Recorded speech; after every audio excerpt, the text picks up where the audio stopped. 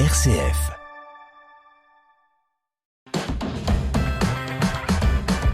RCF.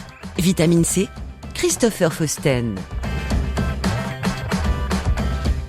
Bienvenue dans Vitamine C, le magazine des chrétiens qui se bouge. Comme vous le savez, désormais, Monseigneur Franck Javary a été ordonné évêque de Châlons le samedi 1er mars dernier à la cathédrale Saint-Étienne de Châlons-en-Champagne. Dans Vitamine C aujourd'hui, RCF vous propose de faire une page spéciale dédiée à cette grande fête diocésaine. La vie chrétienne dans les paroisses et les mouvements, c'est Vitamine C sur RCF. Voulez-vous intercéder sans relâche auprès de Dieu pour le peuple saint et remplir de façon irréprochable la fonction de grand prêtre et pasteur? Oui, je le veux avec la grâce de Dieu. Que Dieu lui-même achève en vous ce qu'il a commencé. Le diocèse de Châlons entame la semaine dans la joie et la bonne humeur. À 58 ans, Monseigneur Franck Javary, prêtre originaire des Hauts-de-Seine, est officiellement devenu le 106e évêque de Châlons après son ordination célébrée samedi dernier en la cathédrale Saint-Étienne de Châlons-en-Champagne. Retransmise sur les réseaux sociaux et les ondes de RCF, cette grande fête diocésaine a rassemblé plus de 1500 fidèles sur place en présence des élus locaux, du nonce apostolique et de nombreux évêques, dont Monseigneur Mathieu Rouget, évêque de Nanterre, Monseigneur François Touvet, évêque de Fréjus-Toulon et Monseigneur Gilbert Louis, évêque émérite. La célébration a été présidée par Monseigneur Éric de Moulin-Beaufort, archevêque de Reims, dans une atmosphère empreinte d'émotion, de joie et même ponctuée de quelques instants d'humour. Chère Église diocésaine de Châlons, nous sommes mariés. Vive les mariés! Alors évidemment, quelqu'un pourrait lever le doigt et dire « mais c'est un mariage arrangé ». On ne s'est pas choisi, mais les anciens avaient de la sagesse. Les jeunes disent « oh bah, puisqu'on s'aime, on se mariera un jour ». Les anciens disaient « puisqu'on est mariés, on va apprendre à s'aimer ». Voilà, alors que le Seigneur nous donne de nous aimer de cet amour même du Christ. Chère Église diocésaine de Châlons, vive les mariés! Une célébration chaleureusement accueillie par les fidèles venus de tout le diocèse et même d'au-delà. La cérémonie a été quelque chose de parfait. Et puis ça va dans le style de notre nouveau évêque. Parce que notre évêque, il ressemble un peu comme Monseigneur Touvet, parce que moi je l'ai connu. Il a la même objectivité et il a la même chose. Et je pense que sa charge sera la même. Par contre, il va avoir une charge assez dure. C'est pour rassembler tout le monde. Voilà. Je suis très contente, étant d'Issy-les-Moulineaux et ayant eu le père Javary comme curé de notre paroisse à Issy-les-Moulineaux.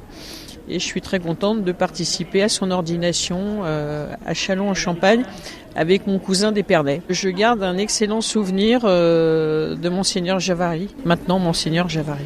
Ce qui a été dit, si vous voulez, c'est un bâtisseur. Je vois ici les Moulineaux, il nous a construit le Sycomore, qui est un rendez-vous paroissial et qui permet justement de tous se retrouver et de pouvoir louer des salles. Et voilà, c'est fantastique. Très festive, ça nous a beaucoup plu. Faudrait que les messes soient toutes comme ça.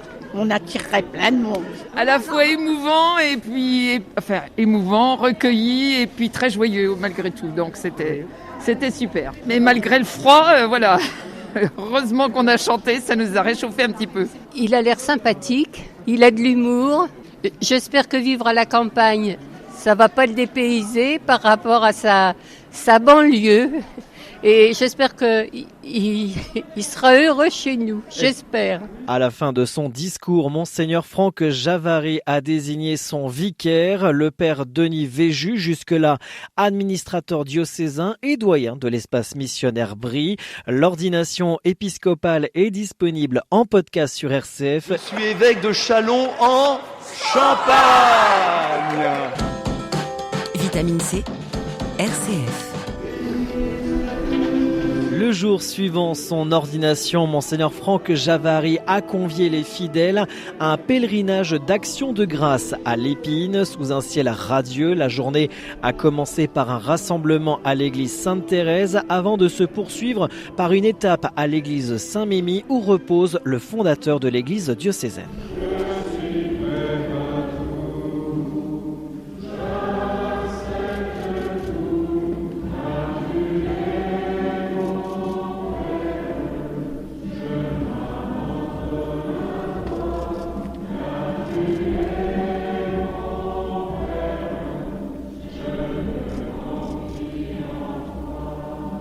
Après ce temps de prière à l'église Saint-Mémy, Monseigneur Franck Javary et ses fidèles ont poursuivi leur pèlerinage en direction de l'Épine. Il fait beau, il fait chaud, il y a beaucoup de monde qui participe et on approche de l'Épine, c'est merveilleux. Voilà, c'est vraiment un moment très paisible, voilà, fraternel. Voilà, l'avantage c'est qu'on peut bavarder le long du chemin avec tout un tas de gens, voilà, de Châlons, des environs, quelques amis aussi et familles.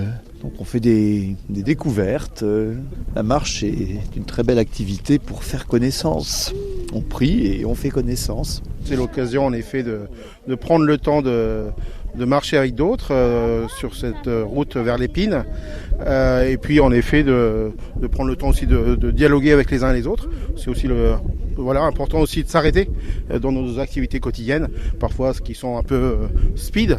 Donc c'est aussi important peut-être de prendre ces temps-là de pèlerinage. Alors ça se passe bien avec le temps, c'est vraiment aussi des temps de fête, de joie aussi tout simplement, avec une très belle ordination samedi avec une cathédrale pleine, avec des gens heureux, joyeux de pouvoir rencontrer leur nouvel évêque et puis de pouvoir être dans l'espérance comme il le dit. Ça se passe super bien, c'est un très beau pèlerinage. C'est parti à l'ordination et ce pèlerinage, donc oui, c'est super. Depuis hier, on est dans la joie, quoi. C'est magnifique. Plus de 8 km de marche rythmée par les chants, la prière et les échanges fraternels avant de conclure cette journée spirituelle par les vêpres à la basilique Notre-Dame de l'Épine.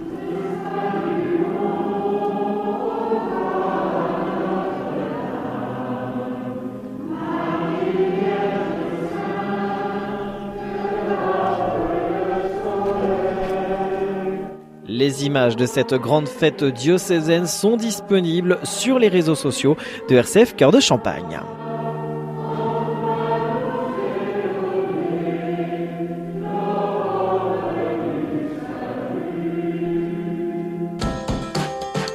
Vitamine C, l'actualité des chrétiens et les chrétiens qui font l'actualité.